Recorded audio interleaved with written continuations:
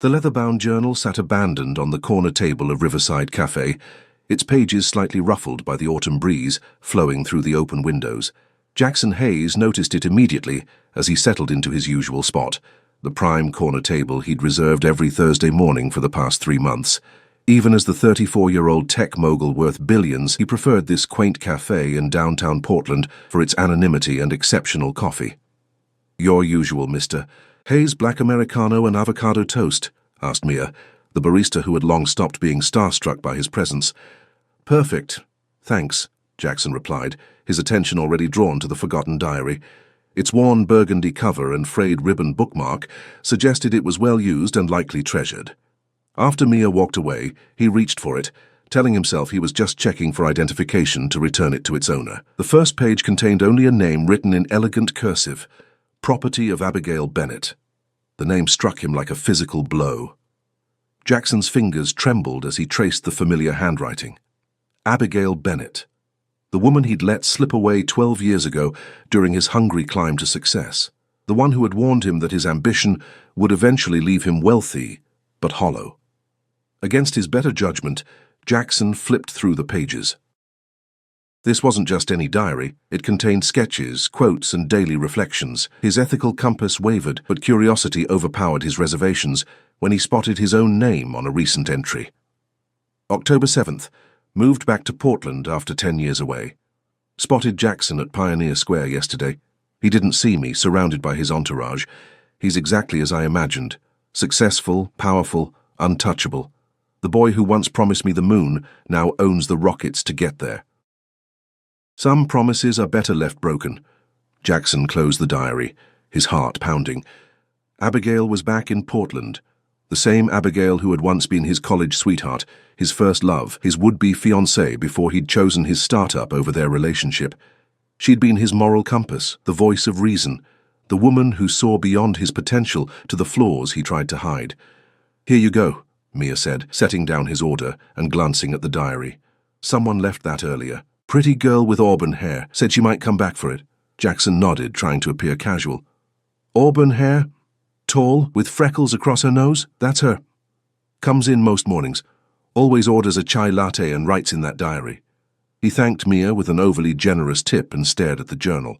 The right thing would be to leave it with the staff. Instead, he opened it again, justifying his invasion of privacy as necessary reconnaissance. The entries chronicled Abigail's return to Portland after accepting a position as creative director at a local publishing house. She mentioned a recent breakup with someone named Daniel, described reconnecting with old friends, and repeatedly referenced a project called Phoenix that seemed important to her. What struck Jackson most were the undertones of lingering pain when she wrote about their past. In one entry, she'd written, "Success means different things to different people. For some, it's a bank account with many zeros. For others, it's waking up next to someone who makes your heart feel full." Jackson chose his definition. I chose mine. As he read further, guilt and regret washed over him. The entries revealed a woman who had moved forward with her life but carried scars from their relationship. Jackson had experienced tremendous success building his tech empire, but personal fulfillment had remained elusive. His last relationship had ended 6 months ago with familiar accusations about his emotional unavailability. A new entry caught his attention. Received an invitation to the Hammond Foundation gala. Apparently being creative director means schmoozing with Portland's elite. Not looking forward to playing dress-up in a room full of people who measure worth by net worth. At least the catering is supposed to be excellent. Jackson was a major donor to the Hammond Foundation and always attended their annual gala, scheduled for this Saturday. The universe was offering him a second chance, and he wasn't going to waste it. The cafe door chimed and Jackson looked up instinctively, his breath caught in his throat. Abigail Bennett stood at the counter, more beautiful than his memories had preserved her. Her auburn hair fell in soft waves around her shoulders, and though 12 years had passed, he would have recognized her anywhere. She was speaking animatedly with the barista, likely asking about her missing diary. In a panic, Jackson slipped the journal into his briefcase. He wasn't ready to face her yet, not without a plan. He needed time to figure out what to say, how to approach her after all these years. Through the years of therapy he'd reluctantly attended at his sister's insistence, Jackson had come to recognize his pattern of controlling situations to avoid vulnerability. This was no different. Abigail turned, scanning the cafe. Their eyes met briefly across the room, and Jackson saw the flash of recognition followed by something harder to define, perhaps wariness or resolve. She started walking toward his table with determined steps. "Jackson Hayes," she said, her voice steadier than he felt, "of all the coffee shops in all of Portland." "Abby," he responded, the old nickname slipping out before he could stop it. "It's been a long time. It's Abigail now," she corrected him gently but firmly. "No one's called me Abby in years." She glanced at the table. "I left something here earlier. My journal. Have you seen it? The barista said someone at this table might have picked it up." Jackson's mind raced. The diary sat heavy in his briefcase, practically burning a hole through the expensive leather. He should return it, confess to his snooping, and apologize. Instead, he heard himself say, "I haven't seen it, but I'll keep an eye out. Are you back in Portland for good?" A flicker of disappointment crossed her face. "Yes, I moved back last month." She hesitated. "The journal is important to me. If you do see it, could you let Mia know? My contact information is inside." "Of course," he lied, hating himself for it. "It's good to see you, Abigail." She nodded curtly. "Take care, Jackson."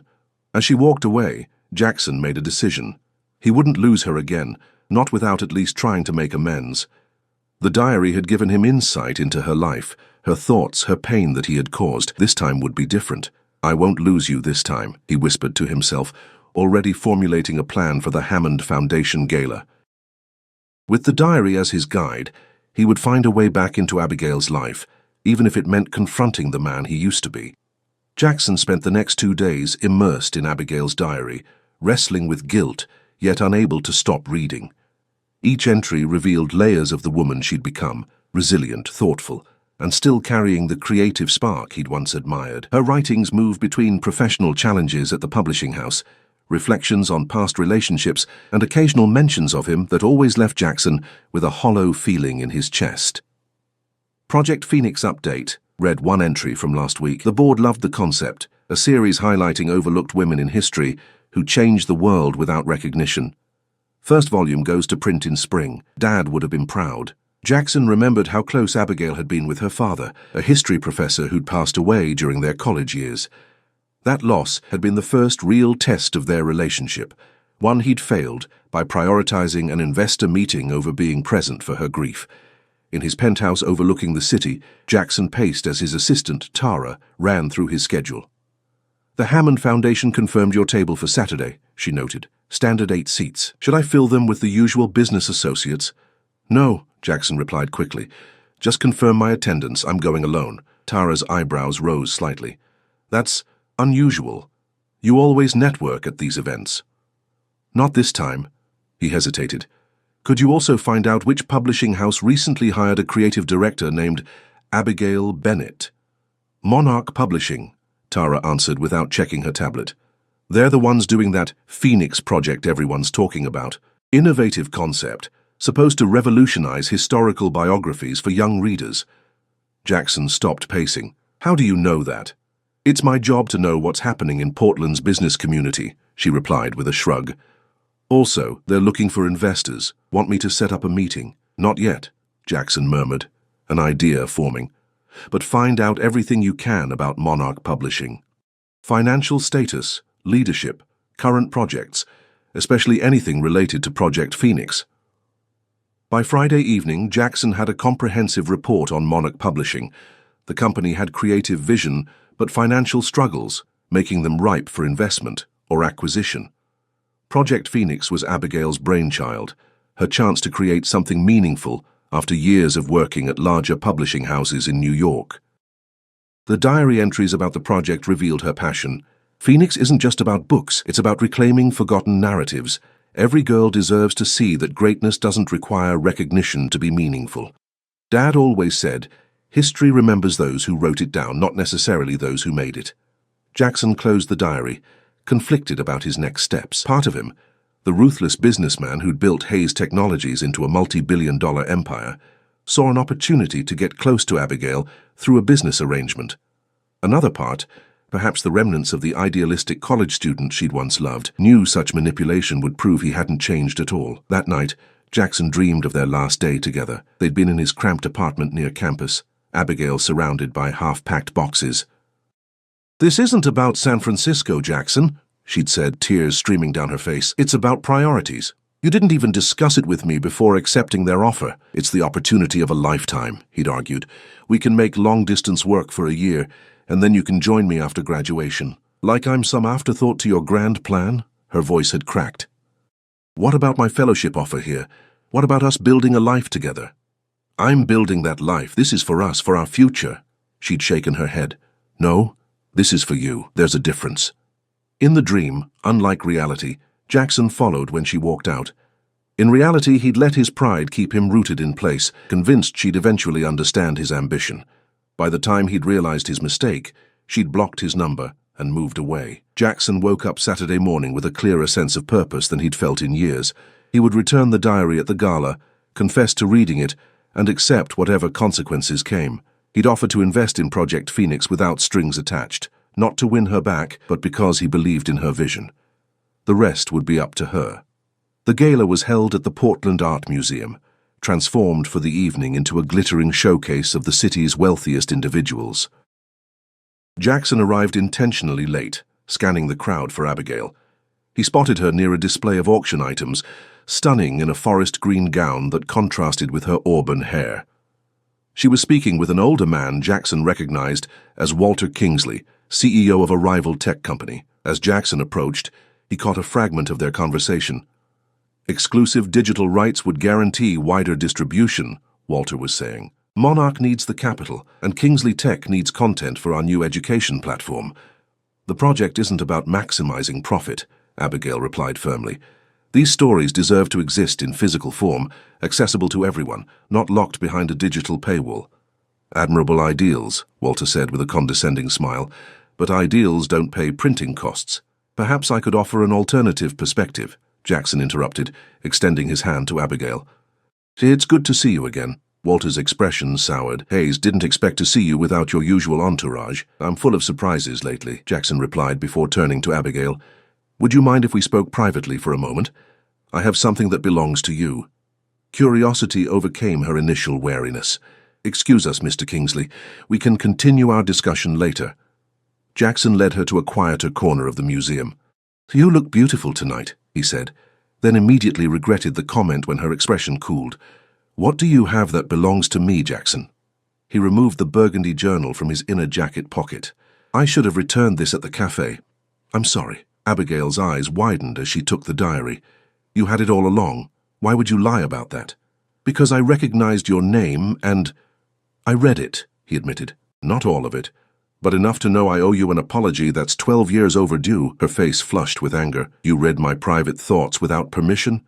That's—" She stopped, clutching the journal tightly. "That's exactly something the old Jackson would do. Take what he wanted without considering others." "You're right," he said quietly. "I haven't given you any reason to think I've changed, but I'd like the chance to prove that I have, or at least that I'm trying to. By eavesdropping on my business discussion? By what? Swooping in to play hero against Kingsley?" Her voice trembled slightly. "I don't need saving, Jackson. My life isn't some story where the billionaire ex-boyfriend returns to fix everything. Project Phoenix deserves to exist the way you envision it," he said. "I'd like to help make that happen, no strings attached. Not to win you back or control the outcome, just because it's important work." Abigail studied him, skepticism evident in her expression. "Why should I believe you?" Jackson took a deep breath. October 15th entry. "You wrote that true change isn't about grand gestures but consistent actions that align with one's values. I can't undo the past, but I can show you who I am now through my actions. Starting with returning your diary and being honest about my mistakes." Surprise flickered across her features. "You really did read it?" "I did. And I understand if you never want to speak to me again, but if you're willing, I'd like to discuss how I can support Project Phoenix without interfering with your vision." A server passed with champagne, and Abigail took a glass, needing a moment to process. "You know what's ironic? I've spent years telling myself I was completely over you. That if we ever crossed paths again, I'd feel nothing. And?" Jackson asked, afraid of her answer. "And I was wrong," she said softly. "I feel everything, anger, disappointment, curiosity, and something else I'm not ready to name. Before Jackson could respond, Abigail's colleague approached, apologetically interrupting to mention an important potential donor who wanted to meet her. The moment was broken. "We're not finished with this conversation," Abigail said, handing Jackson a business card. "Monday, my office, 2 p.m. If you're serious about Project Phoenix, come prepared with ideas, not just money." She paused, then added more quietly, "And Jackson? Don't read any more of my diary." As she walked away, Jackson felt something he hadn't experienced in years, hope mixed with uncertainty. He had no control over this situation, no guaranteed outcome. For the first time in a long time, he would have to earn trust rather than buy it. The thought was terrifying and exhilarating in equal measure. "I won't lose you this time," he whispered to himself, tucking her card carefully into his pocket. But this time, the words felt less like a declaration of ownership and more like a promise to himself to be worthy of a second chance.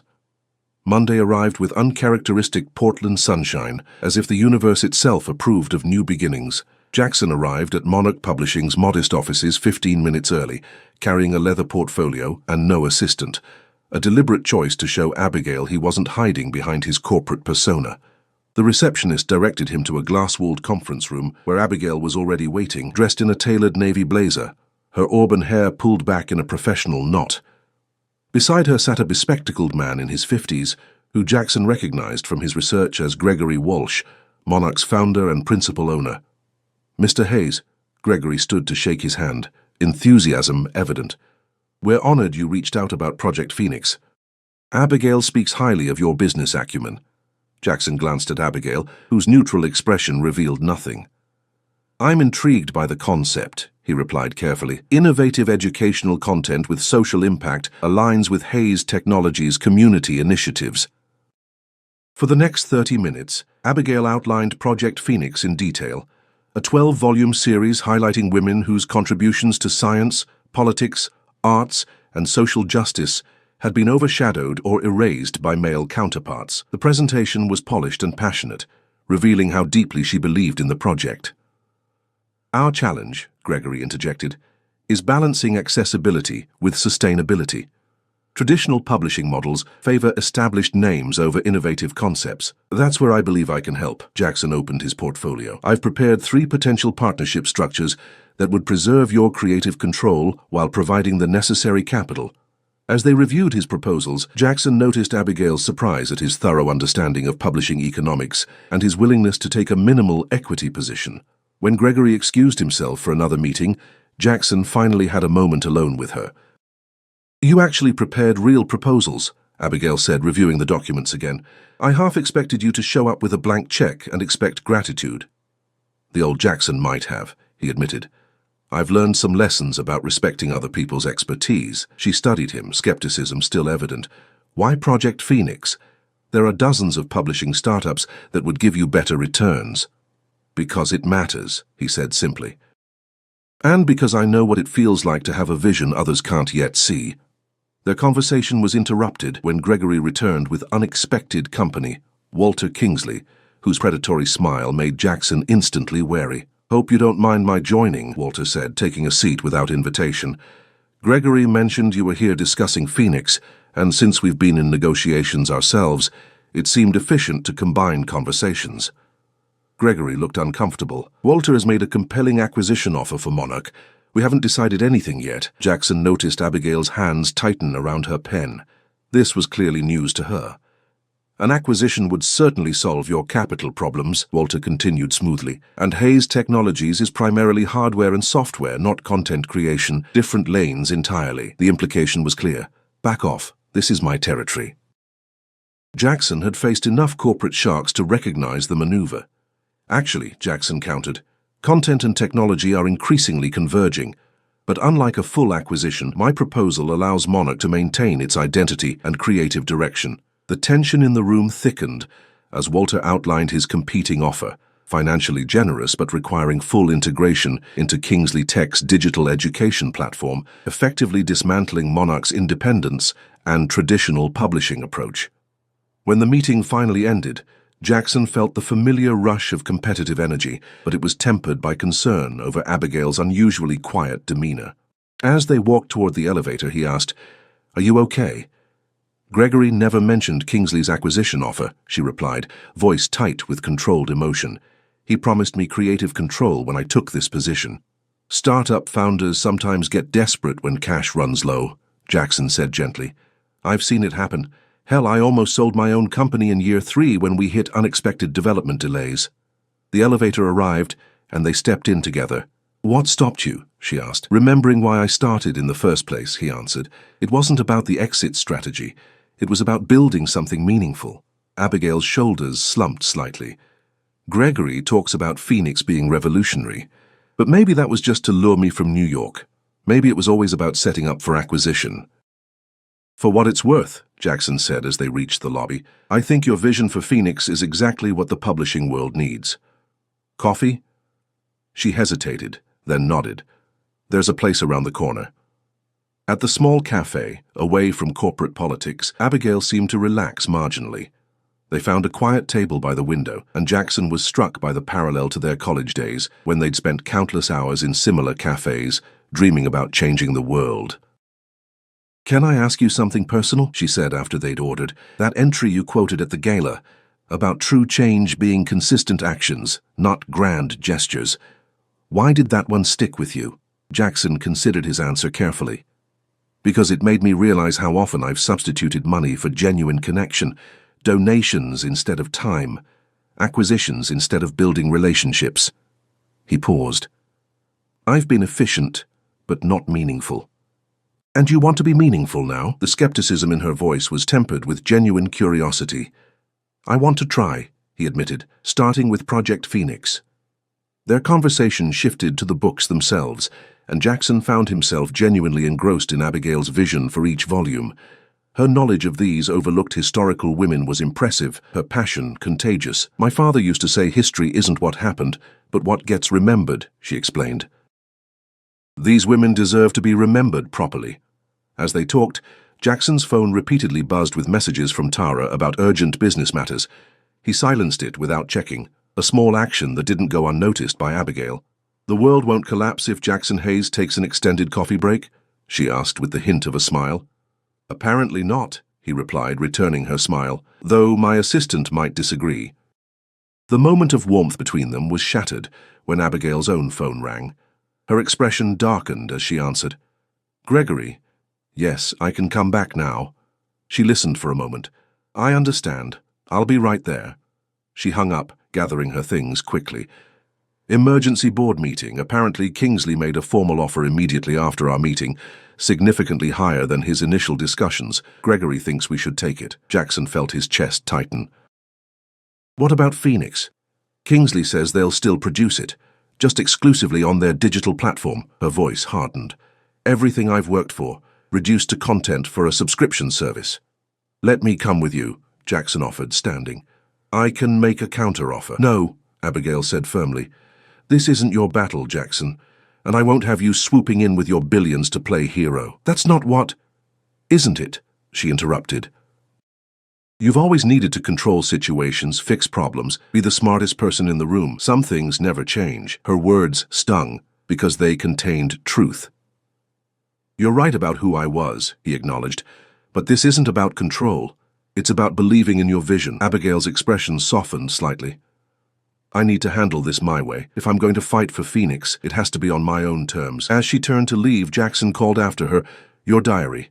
The entry about your father's book collection. You wrote that he left them to you because he trusted you to keep the stories alive. This is the same thing, Abigail. These women's stories deserve your advocacy. She paused, visibly surprised. You really did read every entry, didn't you? Not everyone, he admitted, but enough to know that Phoenix isn't just a project for you. It's a promise to your father, to yourself, and to all those forgotten women. Something shifted in her eyes, perhaps recognition that despite everything, Jackson truly understood what drove her. I have to go, she said, but her tone had lost its edge. As Jackson watched her walk away, he realized he'd reached a crossroads. He could respect her wishes and stay out of it, or he could do what the old Jackson would do, leverage his power and connections to outmaneuver Kingsley. One path might win her respect but lose Phoenix. The other might save Phoenix but lose any chance with Abigail. The choice he made next would reveal whether he had truly changed or merely wanted to appear that way. 3 days passed without word from Abigail. Jackson honored her request for space, though it tested his patience like nothing in recent memory. Tara noticed his distraction during meetings, his constant checking of emails, and the way he'd stare out his office windows toward downtown, where Monarch Publishing's offices stood. "Whatever's bothering you," she finally said on Thursday morning, "fix it or delegate it. You've built an empire by making decisions, not dwelling on them." Her words echoed in his mind as he sat alone in his penthouse that evening. On his coffee table lay two documents: a comprehensive acquisition proposal for Monarch Publishing that would outbid Kingsley Tech, and a simpler investment offer that would provide capital while leaving ownership intact. The first represented the old Jackson, decisive, controlling, effective. The second reflected who he aspired to be, respectful of others' autonomy, even at the cost of certainty. His contemplation was interrupted by his phone ringing, Abigail's name appearing on the screen. "I need to see you," she said without preamble when he answered. "Are you home?" 40 minutes later, Abigail stood in his living room, her usual composure noticeably fractured. She paced between his floor-to-ceiling windows, the city lights creating a dramatic backdrop to her evident distress. "The board voted to accept Kingsley's offer," she announced. "Final papers will be signed Monday morning." Jackson kept his distance, sensing she needed space. "I'm sorry." "What about Phoenix?" "Reduced to digital-only content, released gradually over 3 years instead of my planned schedule." She stopped pacing to face him. "Kingsley personally informed me that my role would be advisory, essentially stripped of decision-making authority." Her bitter laugh held no humor. "He suggested I should be grateful they're keeping the project at all." "That's not right," Jackson said quietly. "Phoenix deserves better. You deserve better. That's actually why I'm here." Abigail took a deep breath. "I need your help, but I need it on my terms." Jackson gestured to the couch. "I'm listening." As they sat, Abigail explained her plan. She'd spent the past 3 days securing verbal commitments from key authors and illustrators who'd rather follow her than stay with a Kingsley-owned monarch. She'd approached smaller independent publishers about taking on Phoenix, but none had the capital to launch such an ambitious project, especially with Kingsley likely to create legal obstacles. "I want to start fresh," she concluded. "Create my own publishing house focused exclusively on underrepresented historical narratives, but I need a strategic investor who understands both the business and the mission." Jackson felt hope rising, but kept his expression neutral. "And you're asking me to be that investor?" "Yes, but with conditions." Her green eyes held his with unwavering intensity. "First, it's a true partnership. You provide capital and business expertise. I maintain complete creative control. Second, we establish a foundation that ensures these books reach public schools and libraries, regardless of their budget constraints. Third," she hesitated, vulnerability briefly replacing her business demeanor. "Third, we keep our personal history and potential future separate from this venture. Whatever happens between us, or doesn't happen, Phoenix continues." Jackson considered her terms carefully. "I agree to all 3 conditions, with one amendment to the third." When she tensed, he quickly added, "The amendment is only that we acknowledge our history exists. We don't ignore it or pretend it didn't shape us. But yes, the business stands independent of our personal relationship." Abigail visibly relaxed. "I can accept that. Then we have a deal." He offered his hand and she took it, a simple handshake that somehow felt more significant than any contract he'd ever signed. They spent the next hour outlining preliminary business structures, with Abigail revealing impressive knowledge of publishing economics, and Jackson contributing his expertise on sustainable growth models. As the conversation turned to potential office spaces, Abigail suddenly laughed. "What's funny?" Jackson asked. "Us. Here, planning a business together." She shook her head in wonder. "If someone had told me 2 weeks ago that I'd be sitting in Jackson Hayes's penthouse plotting a new company with him, I'd have questioned their sanity." "Life has a strange way of circling back," he agreed with a smile. "Though I'd argue it's not a circle but a spiral. We return to similar points, but hopefully at different levels." "Poetic," she teased, then grew serious. "Why did you really keep my diary, Jackson?" "The truth." He considered deflecting but chose honesty instead. "Initially, because seeing your name was like seeing a ghost, and I wanted to understand who you'd become. But as I read it, I realized something I'd spent 12 years avoiding, how deeply I hurt you and how much I regretted the choices I made." "You broke my heart," she said softly. "Not because you chose your dream, but because you didn't see how your dream could include me." "I know that now," he acknowledged, Success means nothing if you don't have people to share it with, people who challenge you, inspire you, make you better. They sat in contemplative silence until Abigail glanced at her watch. It's late. I should go. We have a lot to accomplish before Monday if we're going to counter Kingsley's move. Stay, Jackson said impulsively, then clarified when her eyebrows rose. Not like that. I mean, I have 3 guest rooms. We could continue working, order dinner, plan our strategy. No pressure, no expectations. To his surprise, she agreed. Let me get my laptop from the car. The weekend passed in a blur of productivity and rediscovery. They established a new publishing entity, Phoenix Rising Press, with Jackson providing initial funding and Abigail bringing her team and authors. They worked seamlessly together, each contributing their strengths without dominating the other. Between business discussions, they cautiously rebuilt their personal connection. Abigail shared stories of her years in New York, her failed engagement to a fellow editor who couldn't handle her ambition. Jackson opened up about his own relationship struggles, his sister's battle with cancer that had forced him to reevaluate his priorities and his ongoing efforts to become more than just a successful businessman. By Sunday evening, they had a comprehensive business plan and legal framework ready for Monday morning. As they organized their final documents, Jackson noticed Abigail watching him with an unreadable expression. "What?" he asked. "I'm trying to reconcile the Jackson I knew with the man in front of me now," she admitted. "You've changed." "I've grown," he corrected gently. "The core is the same, just better calibrated." "Is that why you didn't try to outbid Kingsley behind my back? The old Jackson would have." He smiled ruefully. "I considered it. Had the papers drawn up and everything." He gestured to the documents still sitting on his coffee table. "But some victories aren't worth the cost." Abigail crossed the room and picked up both documents, examining them silently before meeting his gaze. "You chose respect over control.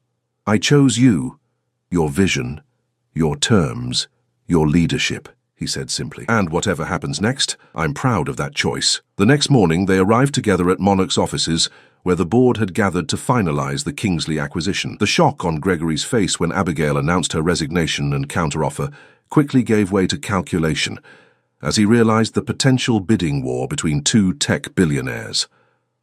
Walter Kingsley was less composed, his carefully constructed deal threatening to unravel. "This is corporate sabotage," he accused Jackson. "You're only doing this because of some past relationship with her." "I'm doing this because Phoenix is revolutionary," Jackson replied calmly, "and because Abigail Bennett has the vision to make it successful. You saw a content acquisition. We see cultural impact." The board meeting extended for hours as both offers were evaluated. In the end, Monarch accepted Kingsley's acquisition offer, but with a crucial amendment. Project Phoenix would be spun off as an independent entity under Abigail's leadership, with first publication rights remaining with her new company. As they left the Monarch offices for the last time, Abigail turned to Jackson on the sidewalk. "We did it," she said, her smile radiant with triumph and something more. "You did it," he corrected her. "I just provided resources. Partners provide what the other needs," she replied, taking his hand. "I needed your resources. You needed my reminder that success isn't measured by acquisitions." Jackson intertwined his fingers with hers, feeling more complete than he had in 12 years. "What happens now?" he asked. "Now," Abigail said, reaching up to kiss him softly. "We build something meaningful together." As they walked toward their future, Jackson thought about the diary that had brought them back together. In its pages, he'd found not just Abigail's story, but the continuation of their own. A story of second chances, growth, and the courage to redefine success on their own terms. "I won't lose you this time," he'd promised. Looking at their joined hands and the spark of shared purpose between them, Jackson knew that this time would indeed be different. This time, they would write their story together.